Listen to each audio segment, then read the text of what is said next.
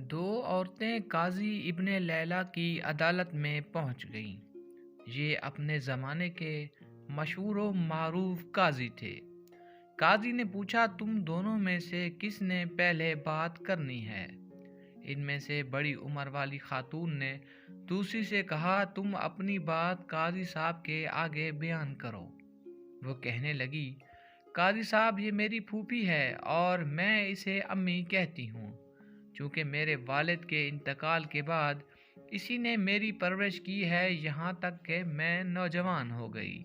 قاضی صاحب نے پوچھا، پھر اس کے بعد؟ تو وہ کہنے لگی، پھر میرے چچا کے بیٹے نے منگنی کا پیغام بھیجا۔ انہوں نے ان سے میری شادی کر دی۔ میری شادی کو کئی سال گزر گئے، ازدواجی زندگی خوب گزر رہی تھی کہ ایک دن میری یہ پھوپھی میرے گھر آئی اور میرے شوہر کو اپنی بیٹی سے دوسری شادی کی آفر کی، اور ساتھ میں یہ شرط بھی رکھ دی کہ پہلی بیوی یعنی میرا معاملہ پھوپھی کے ہاتھ میں وہ سونپ دے گا۔ میرے شوہر نے کنواری دوشیزہ سے شادی کے چکر میں یہ شرط مان لی۔ میرے شوہر کی دوسری شادی ہوئی۔ شادی کی رات کو میری پھوپھی میرے پاس آئی اور مجھ سے کہنے لگی، تمہارے شوہر کے ساتھ میں نے اپنی بیٹی بیاہ دی ہے۔ تمہارے شوہر نے اب تمہارا معاملہ میرے ہاتھ سونپ دیا ہے۔ میں تجھے تیرے شوہر کی وکالت کرتے ہوئے طلاق دیتی ہوں۔ جج صاحب، میری طلاق ہو گئی۔ کچھ عرصے بعد میری پھوپھی کا شوہر سفر سے تھکے ہارے پہنچ گیا۔ وہ ایک شاعر اور حسن پرست انسان تھے۔ میں بن سنور کر اس کے آگے بیٹھ گئی اور ان سے کہا، کیا آپ مجھ سے شادی کریں گے؟ اس کی خوشی کا ٹھکانہ نہ رہا۔ اس نے فوراً ہاں کر دی۔ میں نے ان کے سامنے ایک شرط رکھی کہ آپ کی پہلی بیوی یعنی میری پھوپھی کا معاملہ میرے ہاتھ سونپ دیں گے۔ اس نے ایسا ہی کیا۔ میں نے پھوپھی کے شوہر سے شادی کر لی اور اس کے شوہر کی وکالت کرتے ہوئے اسے طلاق دے ڈالی۔ قاضی صاحب حیرت سے کہنے لگے، پھر؟ تو وہ کہنے لگی کہ قاضی صاحب، کہانی ابھی ختم نہیں ہوئی۔ کچھ عرصہ بعد میرے اس شاعر شوہر کا انتقال ہوا۔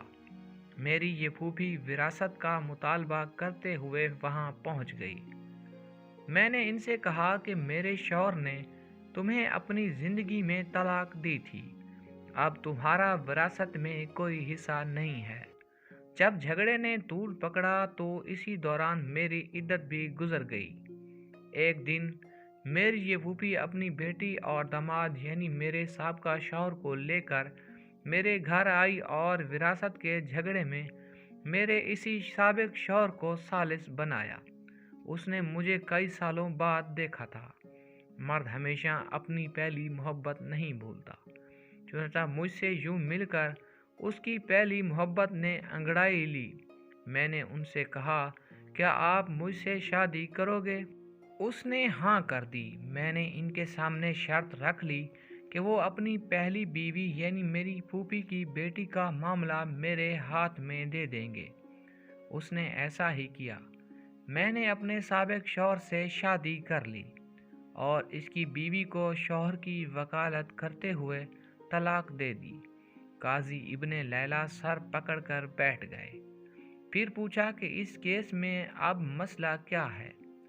میری پھوپھی کہنے لگی، قاضی صاحب، کیا یہ حرام نہیں کہ میں اور میری بیٹی دونوں کی یہ لڑکی طلاق کروا چکی، پھر میرا شوہر اور میری بیٹی کا شوہر بھی لے اڑی؟ اسی پر بس نہیں، دونوں شوہروں کی وراثت بھی اپنے نام کروا لی۔